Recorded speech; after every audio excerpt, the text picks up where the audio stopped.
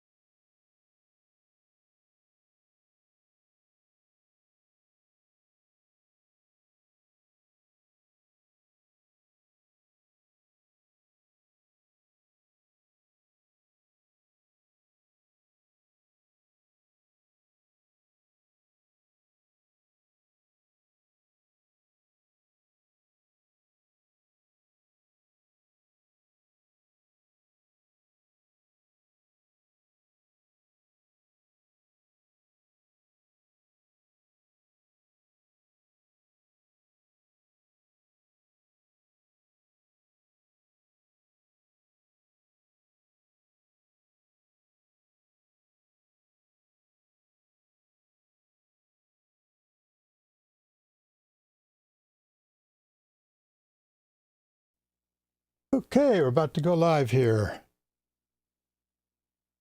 Um, well, we actually are live. Nobody has joined the chat, so I'll just go ahead and start. Um, Hello. Welcome to episode 5 of API Case Files Live. And this is the 5th episode. We do this every 2 weeks on Thursday nights at 9:30 Eastern. I'm still open to other possibilities on that, but right now that's the schedule.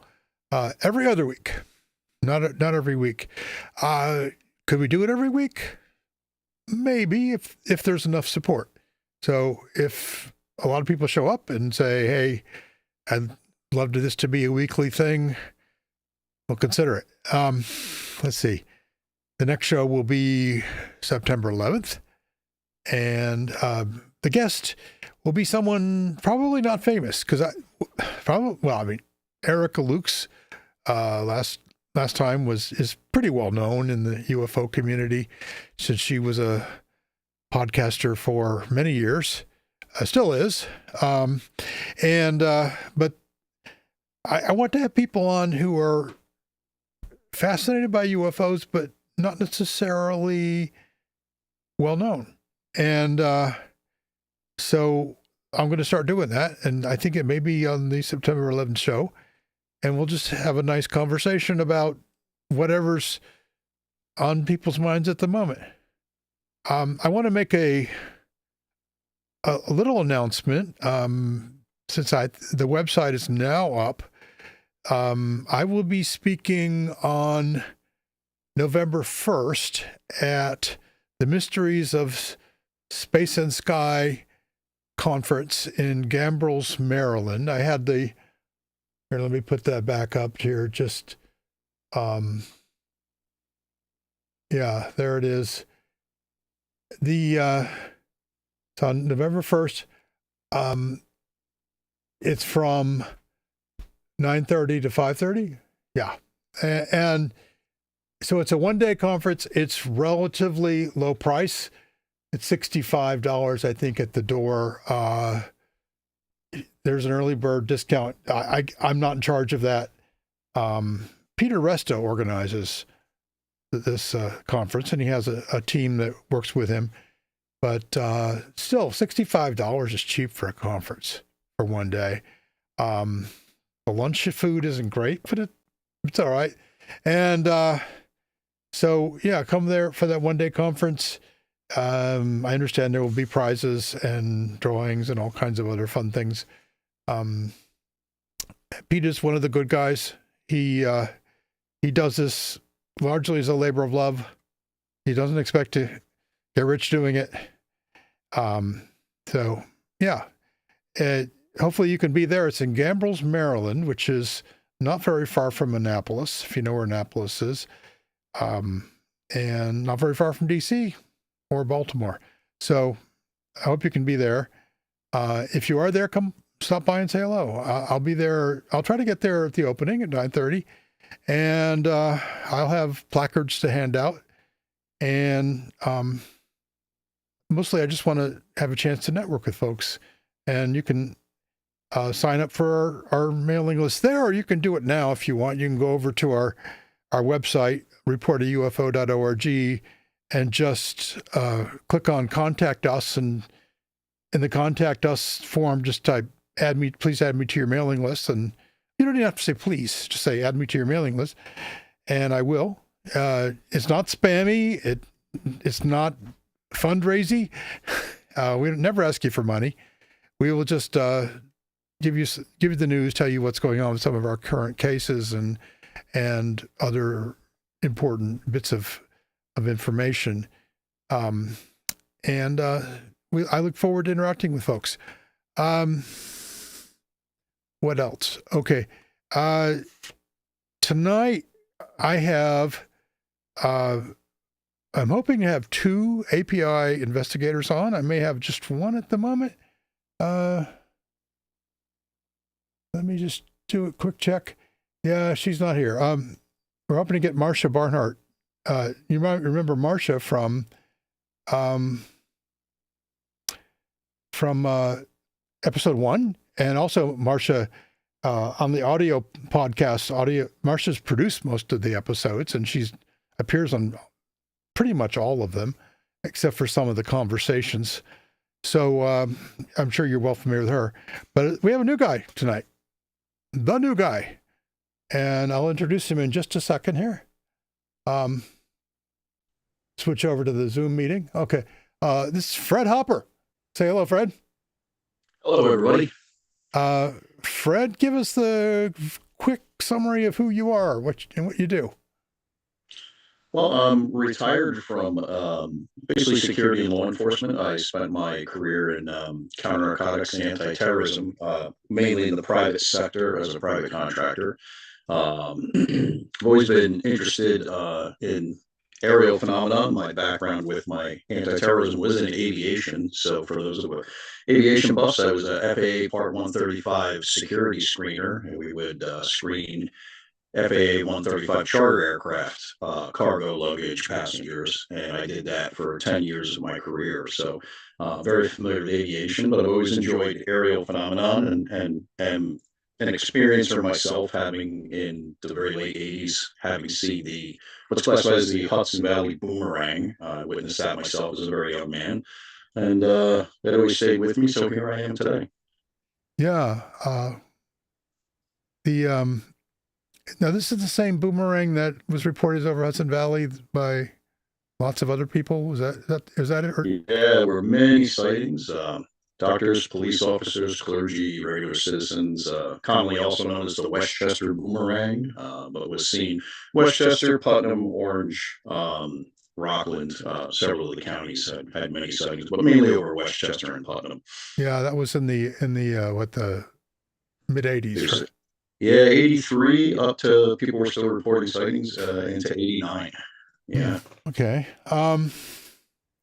Well, now you just recently signed up as a highly paid,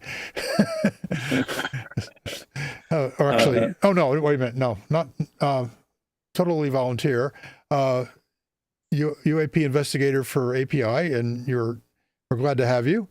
And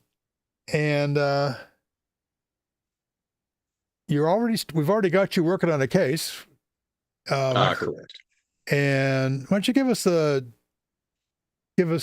quick summary of what's going on there? I know it's not complete, but yeah, well, there was quite a lot to unpack. The witness involved gave us a history of a lot of the experiences that they were having in this particular area, and they are close to an Air Force base, so that gives an investigator a lot to work with when we're going to look at aerial data, let's call it, and things that we can use to rule out anything that could be anomalous. But as you well know, anytime you're working anywhere in a military working area or an air base, there's a lot going on in the air. So it leaves you a lot to weed through. But it's a very interesting case. And I'm kind of still unpacking my way into it and then kind of fitting into, the API way of doing things. But very interesting case and a very interesting airbase. I don't want to name the airbase for fear of kind of narrowing the person down, but it's an interesting airbase. So mainly home to F-15 Eagles, but we do have stealth bomber activity there. So there's quite a bit, some F-35 activity. Yeah. So some of our latest generation fighter planes.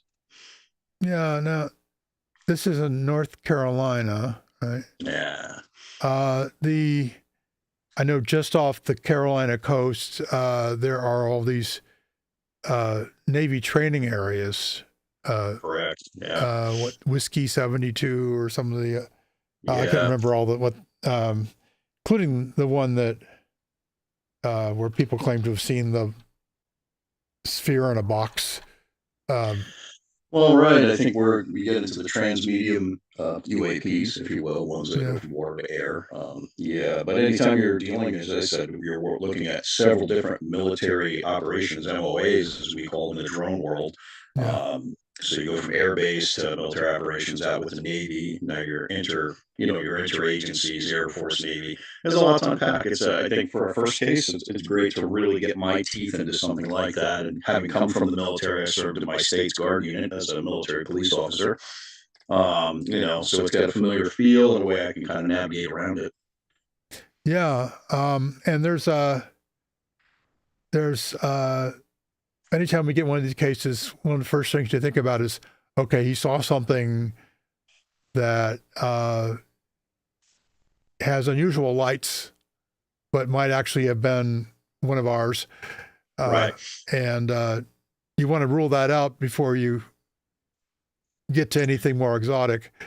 Well, of course, yeah. I think we, walk before you run, I suppose, or look Yeah. before you leave. Yeah. And we have, well, one thing I always look at is I look at the MOAs around where the witness was and the special flight areas that the FAA maintains, some of which are nothing really all that special, just, Right. maybe helicopters coming in and out, that sort of thing. Absolutely. And then we have, you look at what they call the NOTAMs, which are the notice to airmen, which sometimes temporarily there's activity going on, or sometimes permanently. Sure. Yeah. Of various kinds, and take all that into account. Try to figure out, because is that where this person could have been looking? Right. I had a recent case that I just recently closed it because I got sick right around the time I investigated the case, and then I kind of put it on the shelf, and now I've just come back to close it. But this case was about 10 kilometers south of what was at that time known as Fort Hood. That's Right. a very large Army base. And these guys saw lights in the sky descending slowly. And I thought, possibly that's the military playing with their artillery, or playing with their with flares of some kind. Mm-hmm. Now these folks know that Fort Hood is over there, but Sure. and it's a very large training facility for the Army. And if you look on the aviation maps, there's a big restricted zone where they don't want anybody flying in there. And at least not at low altitude. And they, Right. So I couldn't say that what they saw was that. I said, well, can easily believe that it could have been that. Of course. And so it's not anything that we would consider high strangeness. But it took me a lot of work going back and forth with these guys to figure out that that's the direction they were looking in. All right. One of them was completely wrong about where they were and which road they were on. Okay. The other one, I think, had a more accurate view of it. And we were eventually able to nail it down. Well, okay, you were here. Yeah, we just run around that big curve. So, well, there's one big curve in this road, and that's that one. So, okay, Right. and you were looking back behind you. So that would have been north, which was the direction of Killeen, Fort Hood. And so that was difficult. Now, if they'd been looking south, I would have said, not much over there. Right. But so you have to establish the thing, and sometimes they get it wrong. I've had even really smart people get the wrong direction before. Sure. One really good case I had in 2015, the guy was knowledgeable. He was an expert photographer.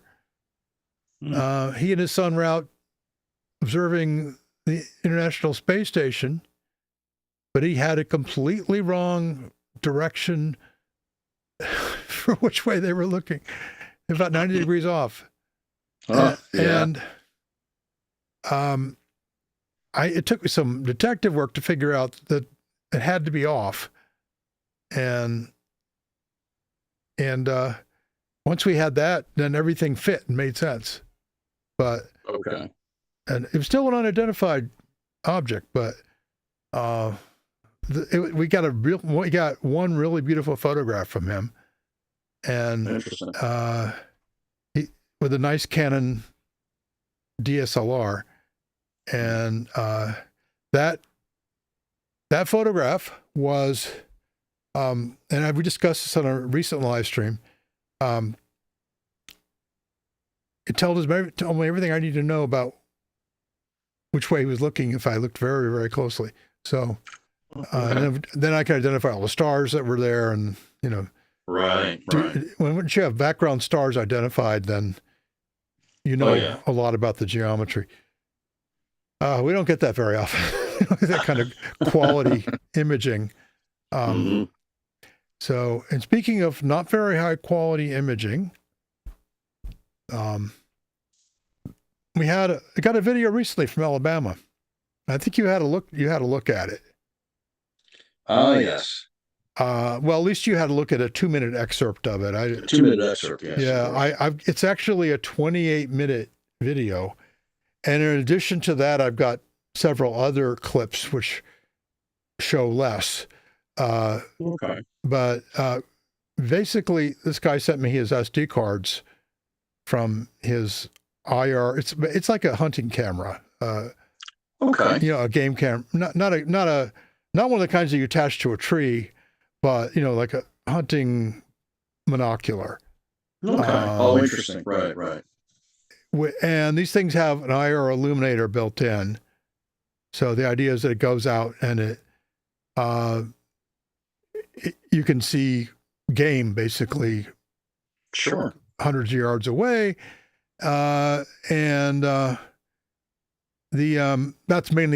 the main use case is hunting at night. Interesting. Okay. Some people use it for security cams and so on. Sure. These are not high end night vision. They're no, you can yeah. This under $1,000. Yeah. Sure. We used to have a night vision lens at API, but I don't know what happened to it. Never really got anything particularly intriguing on it, but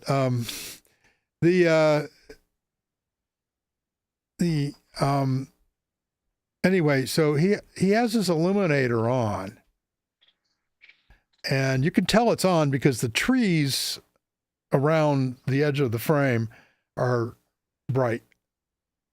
And this is where it gets confusing, because now if there's something close, it'll be nice and bright. And the stars in the background are also, you can also see occasionally, you can see planes. So what's foreground, what's background can be hard to see. I think I'll play that clip, that 2-minute clip. And well, I intend to play it. Yeah, I can do that. Hold on, give me a second here. I decided I was going to restart this machine before the live stream, and then I forgot to bring up some stuff. Here we go. All right. Tell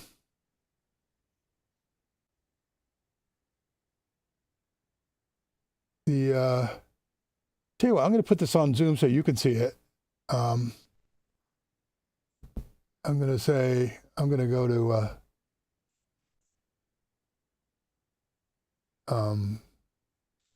share.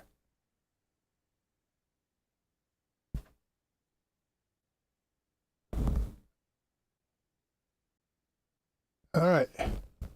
I don't know how well this will come through in the live stream, but hopefully people can see it well enough. And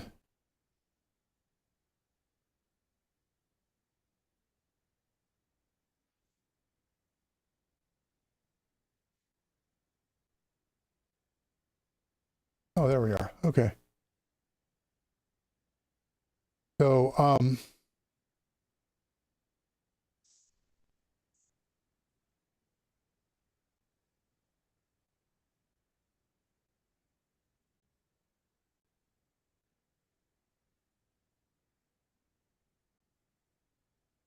Oh, I apologize. This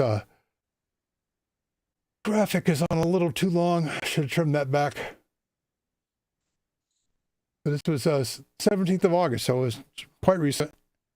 Yeah, quite recent. You Yes. will see a date stamp in the lower right that is incorrect. Okay, here we go. Now notice, I'm sorry about the green and black. That's notice there's this sort of structure here, and then there's this bright blob which is floating around, and it looks almost like it's shooting beams at the other little bright blobs. And there are insects flying through the screen. You can see those quite clearly. Another way you know the illuminator is on. See that? It looks like it's shooting beams. And then it's moving.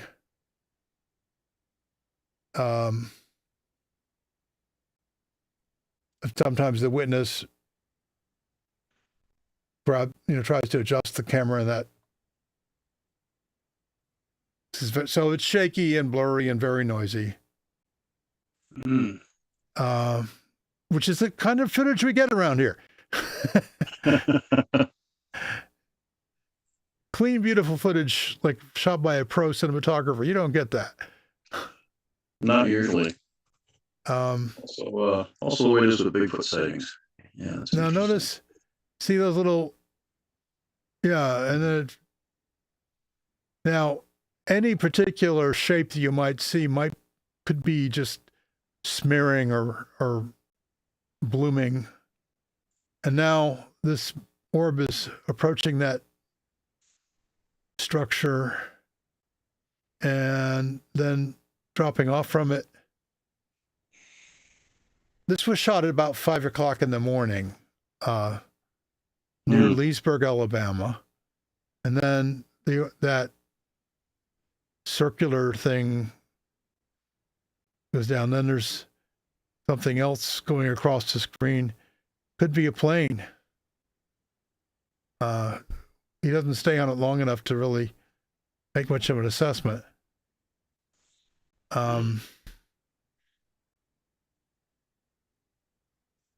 Now, the witness does say that he saw that with a naked eye. Okay. Okay, I'm going to stop sharing that. Let's see.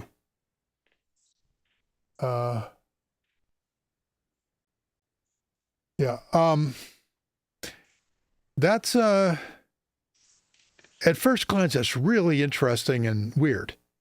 But then you have to remember the illuminator's on. Something that could be something much closer. And so one hypothesis, which I think the witness is not going to like, is, which we have to do that sometimes, is that it's a spider. And that's a spider web up there. And she's moving around and spinning her web. That's what those beams are. That's little bits of silk shooting out. And so that's how she moves around and floats around like a floating orb. It's consistent. I think that hypothesis is consistent with everything we see in the video. I had thought so when you had sent that to me. It was my initial take on it. Yeah. So, dang, I really wanted it to be something really anomalous. But now I have to resolve that with the fact that he claims he saw it with the naked eye first, and then. But I'm not clear that that's really what happened. So I'm gonna. Then we ask questions that break it down, unpack what they said, and try to get them to recall the exact details of what they saw. Since this was quite recent, his memory should be fresh. But since I think he really wanted to see something strange in the sky. Okay. And if you look at the closed captions that I have on YouTube, you won't see them in this particular, but you could see the things he was saying was like, it was the end of the world. Okay. That he said things like, "It's in your hands, Lord." He's terrified. He's seeing something that's scaring him. Sure. And so I'm not done with this, and I'm not going to say identified as a spider yet, but Oh no. it's a bit of an odd one, and it took a lot of effort to get this video from him. The only way he could do it was to mail me the SD cards. He didn't have the ability to transfer those videos to his phone or to a computer. I was dealing with that today, actually. It's probably a Chinese-made camera, and what they're doing lately with any of their security and game cameras is they are internally write protecting the SD cards, and you can't. I even tried to go into the registry and unwrite protect it, and it will not let me do that. So the video is on the card, and that's where it stays. You can't transfer. I can't transfer to my laptop. I can't get it to my phone. And I've only just seen that in the latest two generations of the Chinese cameras that have come out. So, got to talk to a computer friend of mine. He's a white hat hacker, so he'll get me sorted out. But I certainly tried the normal ways to get it to unlock, and it won't. So, yeah, well, I had a little bit of a problem with one of the cards. I had to go open up my terminal and remember a few Unix commands, and that worked. But I don't think that was. I think that was just some kind of error in the card. It's that's the other thing. Not known unless it's a SanDisk Pro. Some of the cheaper cards are from some errors. Yeah. Yeah, but when in doubt, just open your terminal up and go old school, as I say. Yeah. Well, yeah, I am old school. I know what a VAX was. Going back to the 80s, I've used punch cards. So I know something about old school. And paper tape. 64. Yeah. I have used paper tape. Yeah. And goodness. Kids today, they don't know how good they've got it. No.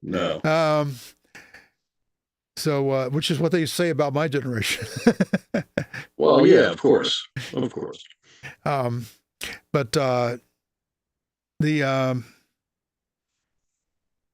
what we do. Okay, I have only twice so far in the 14 years I've been working with API. Only twice have I received SD cards in the mail. And really? One time it was blank. Well, that's not helpful. I mean, I went through that card. It had no files on it. I looked very carefully. Nothing there.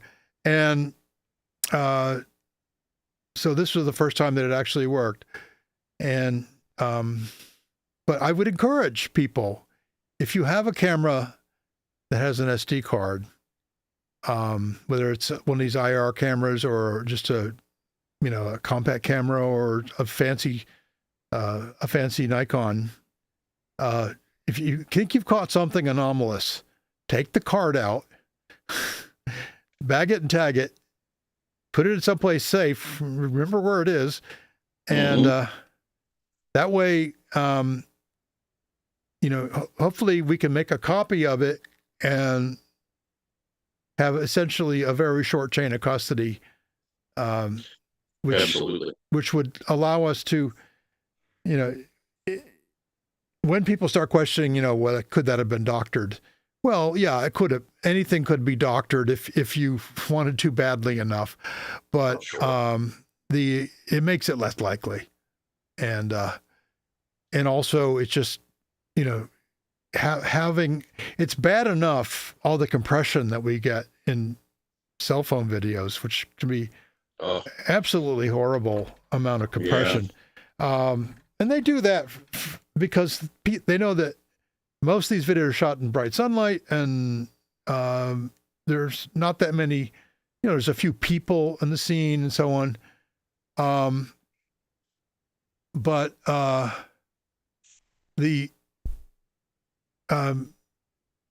they can get away with a lot of compression because they don't really have that many details that you're trying to, really small details you're trying to see. And so some of these videos are, they're like a megabit per second, and you go, how could it be that little? Sure. Yeah. And well, it's because they compress the hell out of it. And exactly. And even fairly high-end cameras will do some compression. Of course. So you have to keep that in mind when you're looking at any video. Only, raw video is something that pretty much is a pro thing. And like 4K RAW or 8K RAW, you'll probably never see that on a cell phone. You won't see it on most cameras. You only see it on pretty high-end cameras. And even then, it's so much data that they can't really store it on the SD card. They have to pump it to a hard drive, or an SSD. So smaller SSD. Yeah, absolutely. Because it's hundreds of megabits per second, and but if that's and the only way people are going to do that are pros who really want to get just willing to put a lot of effort in getting the results that they're looking for. But if you have a drone or one of these compact cameras, which are getting really actually very nice, very good, or anything with an SD card, like a hunting camera, by all means, let us have that when you take your video.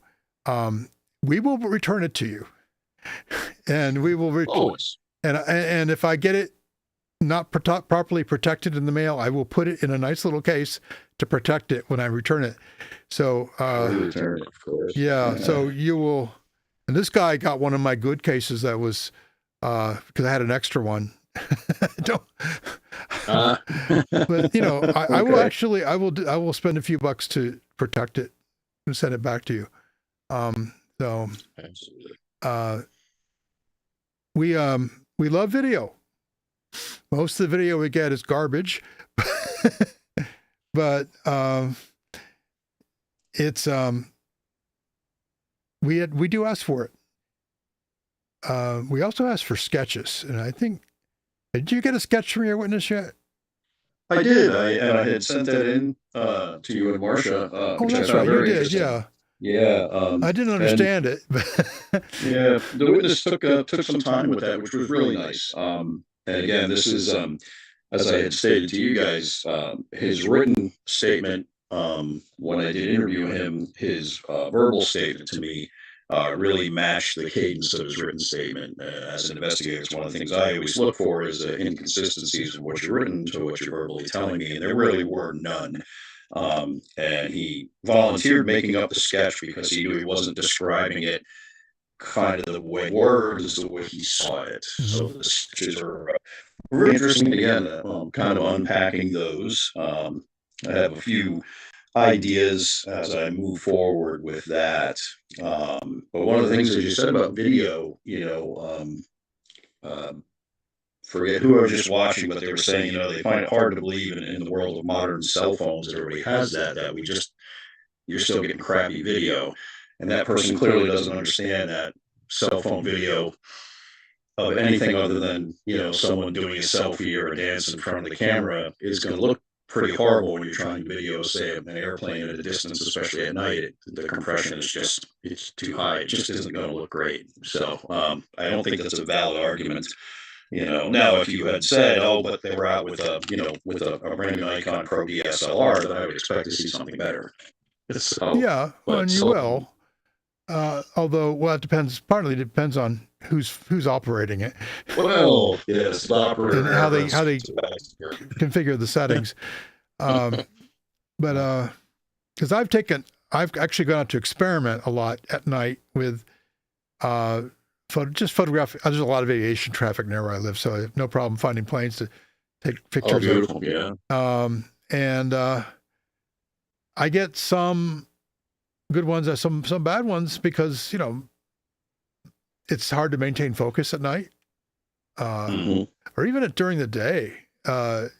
Some cameras won't focus properly. Sure, yeah, yeah. No, And you're right. and there's lots of other issues.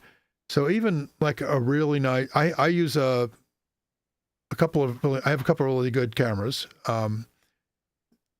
sort of mid-range cameras, not the high-end pro stuff, but Mm. I have a Sony A7 III, which is a very good hybrid camera. Um, So very camera. I'm kidding. No, that's yeah, a great camera. but it's possible to use it in a way that doesn't get good results. Absolutely. Yeah, Yeah. I mean, you can misuse a hammer. I have. Oh, um, anyway, the sketches are one of the reasons we asked. There's two reasons we asked for sketches. One is the reason you stated, that they often have a difficult time describing what they saw.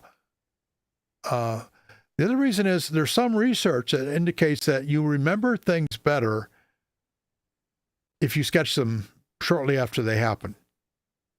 exactly. I don't know if that's definitive, but there is some research that shows that has people sketching things and remembering better details later, even without referencing the sketch. So there does seem to be some interaction between memory and the All right. the And the visual making a sketch. Mhm. Marcia worked a really good single witness case a few years ago. A fellow in New Jersey, not too far from where I used to live, in New Jersey. He lives in he was in Pennington, which is Oh, sure. north of Trenton. hmm And he was walking to the store one night and saw something very strange, quite close. So come down out of the sky, and it was probably no more than 30 feet from him, according to his description.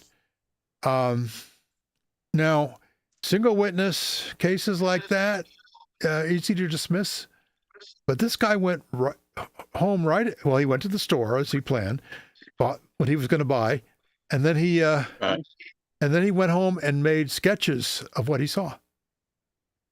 They were not artistically beautiful sketches, but they were very informative sketches.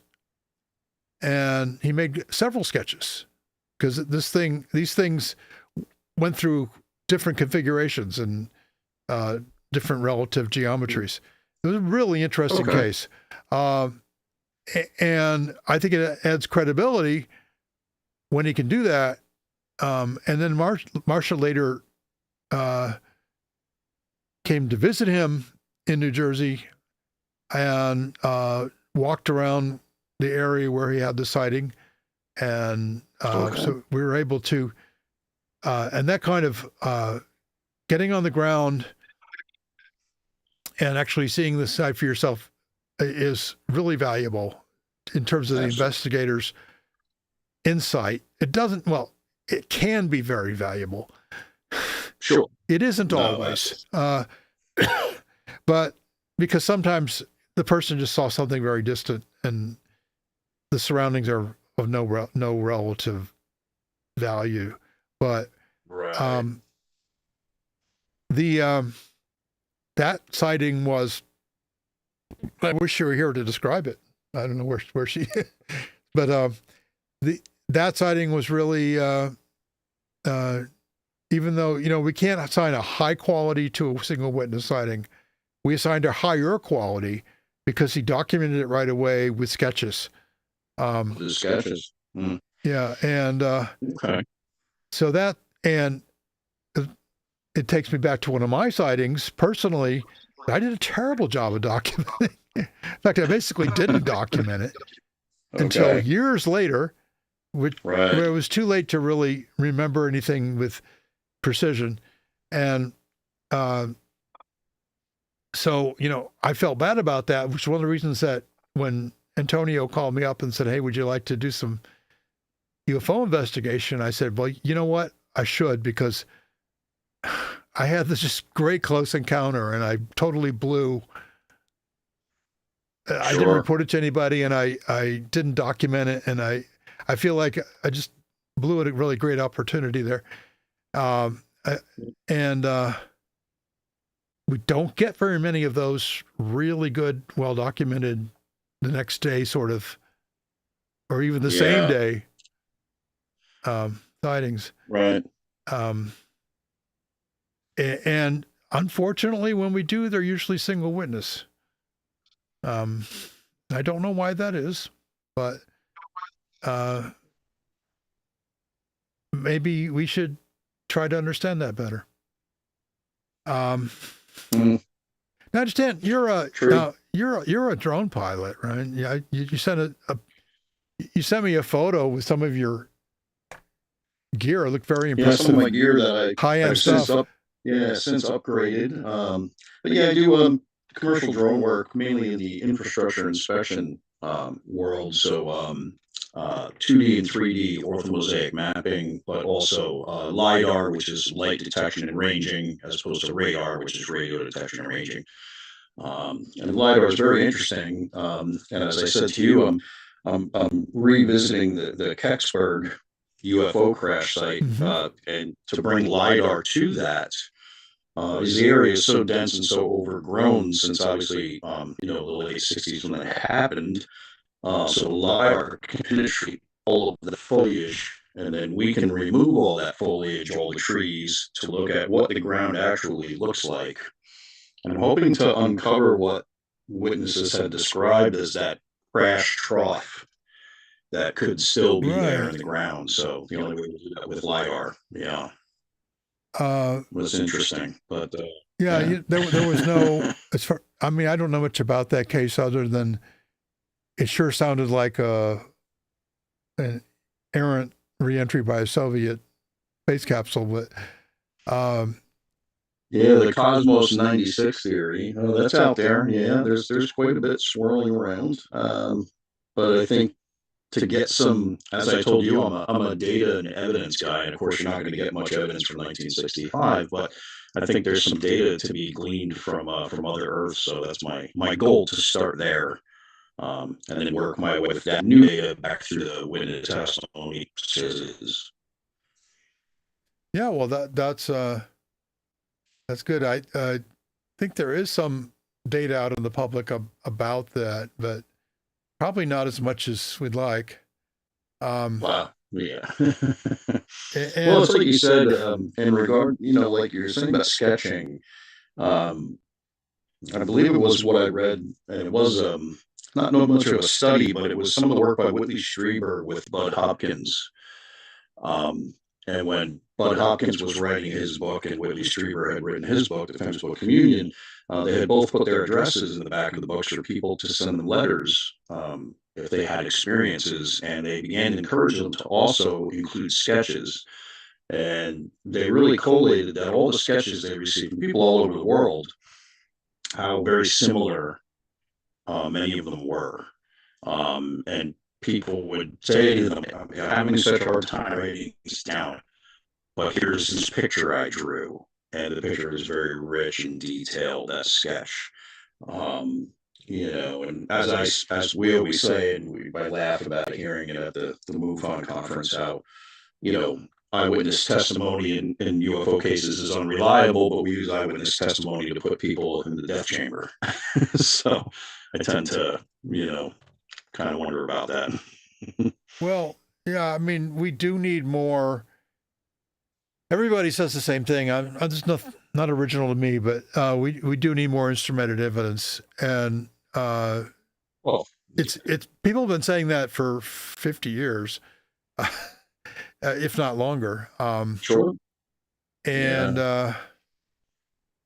because it's partly because of we know that you can have two eyewitnesses that saw the same thing and give a very different story. Absolutely. And also, it's just human memories is not a very good scientific instrument. But if No, you of want course. the problem is that if you really want instrumentation, how are you going to make sure it's there when it's needed? And there's no way I know of to do that. Other than No, I think the closest thing is maybe the study Avi Loeb from Harvard is doing. They have a whole new Harvard instrumentation pad they they've have set up. they Interesting. have some very nice designs for instruments and including acoustic instruments, Mm, infrared. interesting. Yes, yes. Mm-hmm. But weeding out the false positives is a lot of work, and Oh yeah, no. it's there are already lots of cameras all over the country and all over the world because people use them to spot meteors.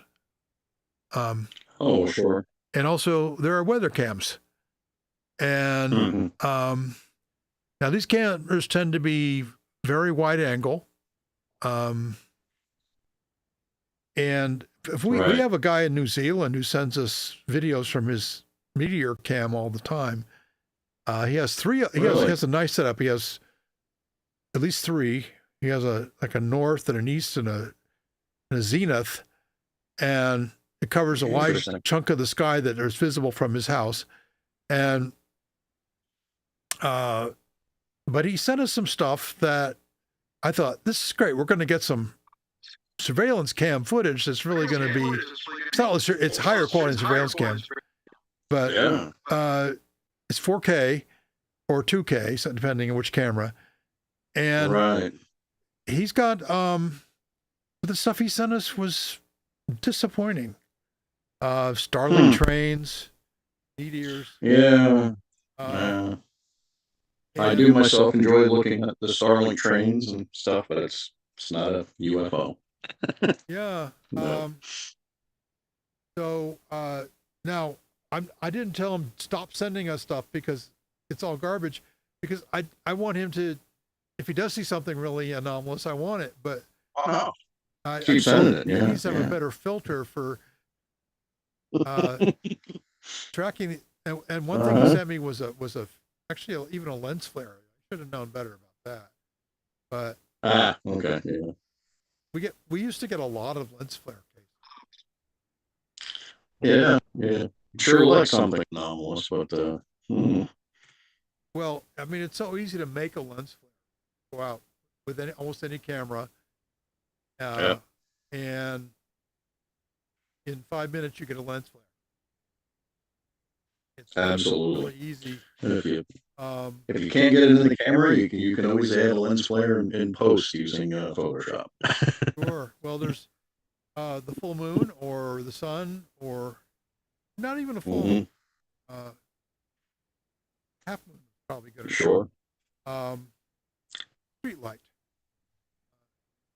Oh, absolutely. Yeah. Even a landing light from a plane can sometimes give you a lens flare if it's close enough. Oh, sure. Yeah. And we don't. Fortunately, we don't get as many of those. Sure. We used to get a lot. And so one of the earliest trainings we had was how to identify lens flare. Have a training video? Yeah, we actually, well, not a video, but we put a little bit of a PDF. Oh, sure. Yeah. And here's how you draw the lines, and here's how you make sure you have the right image.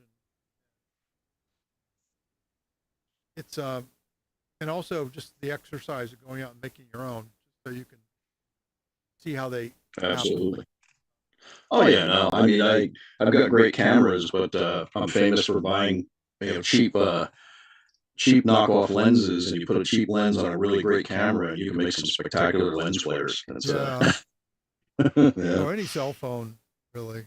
Oh sure, Although they're yeah, getting better, you still you can get them. yeah, Sometimes just a little beautiful green dot.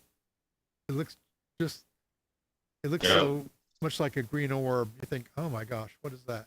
Too perfect. Yeah. Uh, yeah. Um, well, I think, Brad, I'm glad people got a chance to meet you and Oh no, thank you. our viewers. Absolutely. Let me just see real quick here. Okay, I don't have any questions for you in the chat. Okay. But if you have questions about anything, including drones, Fred could probably answer an upsetting drone question. Sure.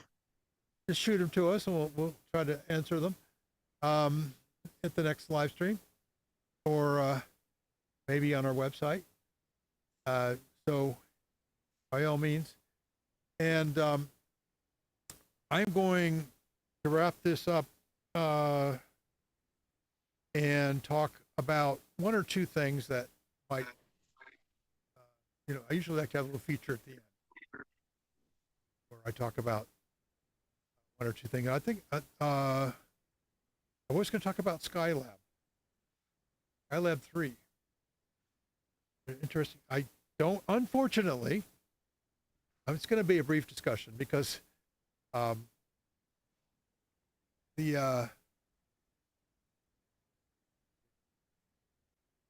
because I have, oh boy. Um,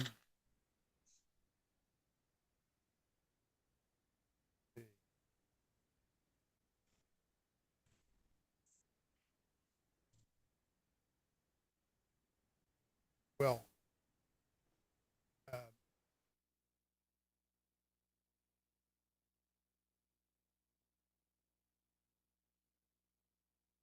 the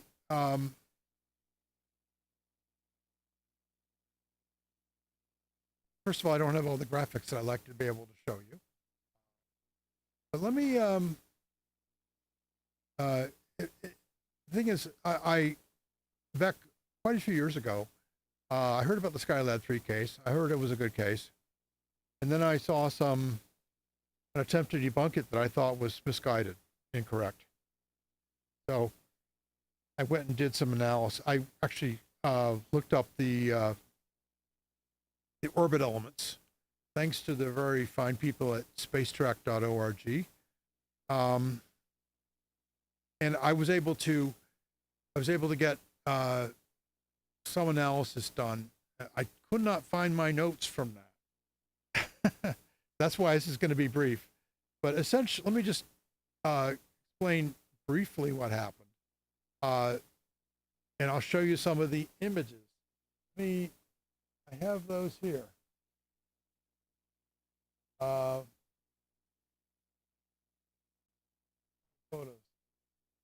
I'm going to share that Zoom.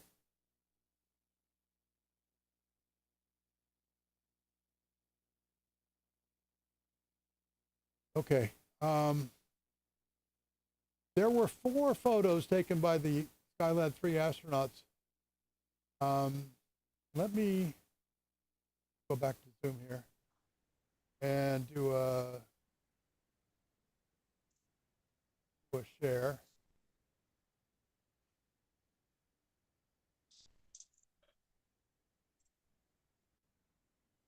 Four photos taken by the Skylab 3 astronauts. Now, Skylab, I should put a little historical context, because some of you probably weren't even born when Skylab was flying in 1973.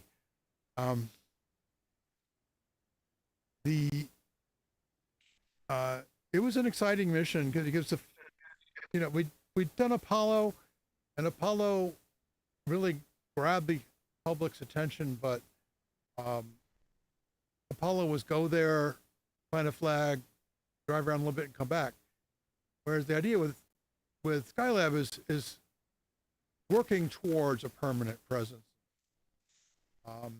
It wasn't meant to be that really, but it was sort of a pre-space station, and it was a pretty big thing that got launched by the very large Saturn V rocket. The first one was just the launch. There were some problems. So Skylab 2 was the first crew to visit Skylab, and Skylab 2 was mainly a repair mission. They fixed the problems that had resulting from the launch. And Skylab 3 was the first science mission to Skylab. And there was one more mission after that, Skylab 4. And they basically demonstrated everything they wanted to demonstrate with Skylab, and then they didn't send any more missions up. But Skylab was up there for a while. I don't think it re-entered until 1979.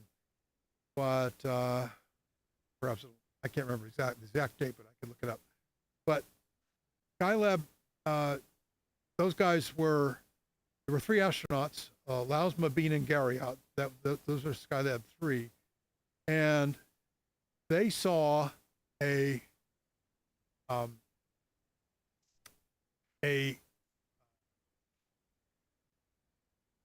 we frozen? Frozen.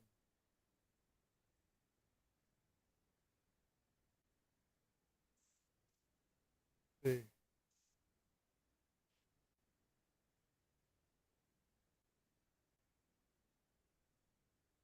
So anyway, I don't think this is working.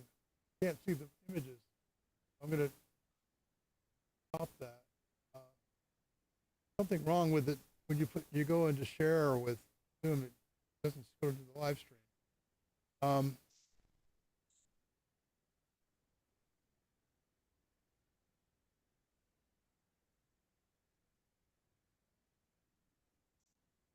No, it's not on the live stream. It's just freezing it. Okay. It's unfortunate. All right. Well, switch over here.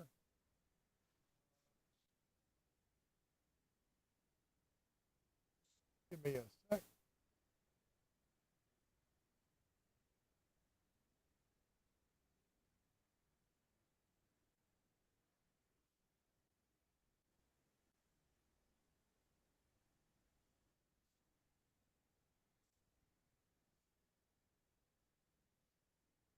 Okay, now you should be able to see it. So they saw this while they were down in the cupola, this little area in Skylab. They saw a red dot, and it seemed to be moving with them. And so they, although not exactly, but it was not zipping around at high speed, and it wasn't off in the far distance. And so they grabbed the camera and they took 4 photos of it, which are documented by NASA. They're real photos from the film canister. It was shot with a Nikon SLR. And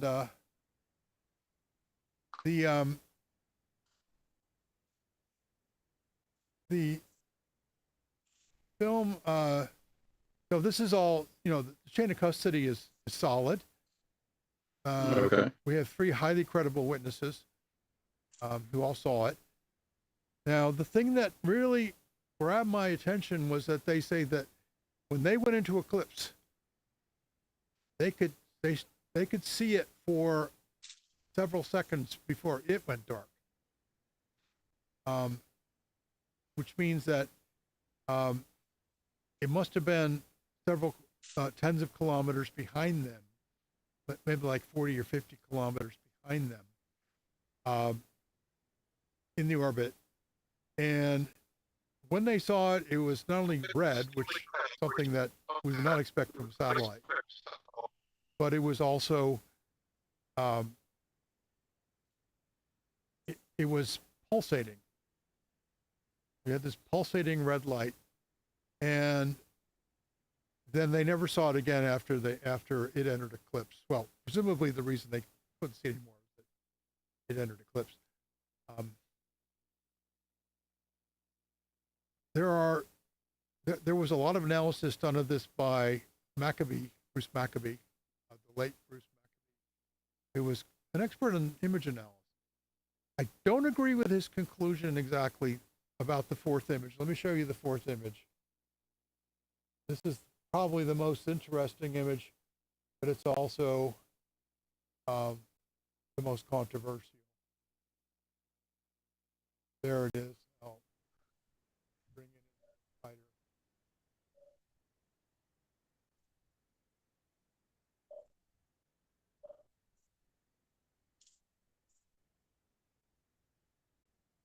That's